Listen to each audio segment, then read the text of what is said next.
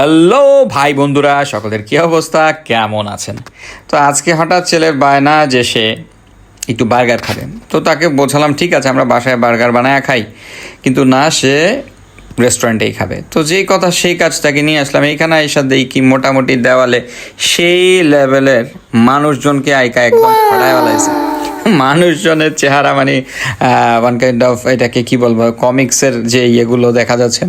যাক, এই আরেকটা কমিক্স কেউ দেখতেছেন, আমিও একটু চলে আসলাম আপনাদের মাঝে। নিজের চেহারাটা না দেখাইলে কেমন জানি একটু কাতুকুতু লাগে। এই ভাইটা আমাদের জন্য বার্গার নিয়ে আসতেছে।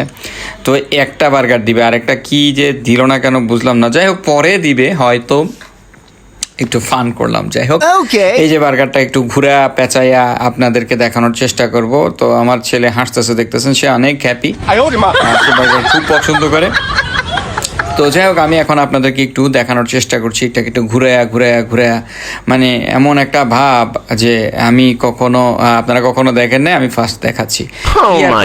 না, এই ভিডিওটা একটু বড় করতে হবে, সেই জন্য বড় করতেছি। নেভার মাইন্ড, কিছু মনে করেন না, আপনাদের জন্যই আসলে ভিডিওগুলো মেক করি। এখন একটু খাবার পালা। তো প্রথমে আমি অ্যাকচুয়ালি মনে করছিলাম একদম মুখে দিয়ে খুব সুন্দর খাই ফেলতে পারবে, একদম নিচে পড়বে না। তো যেই কথা আবারও সেই কাজ, একদম সাথে সাথে মুখে এই যে একদম গাচাং করে যে কামড়টা দিলাম, সাথে সাথে দেখলাম নিচে ম্যায়োনিজ পড়তেছে।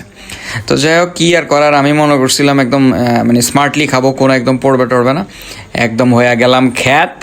তো এখন সবাই দেখা বলবে আমি বার্গার খাইতে পারি না, ফার্স্ট টাইম খাচ্ছি।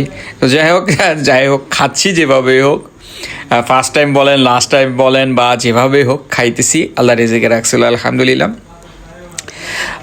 এখনও খাইতে ইচ্ছা করতেছে। ভিডিওটার পরে তো ভয়েস দিছি। তো যাক, আর দীর্ঘায়িত করলাম না। সকলে ভালো থাকেন, সুস্থ থাকেন। আসসালামু আলাইকুম রহমতুল্লাহ।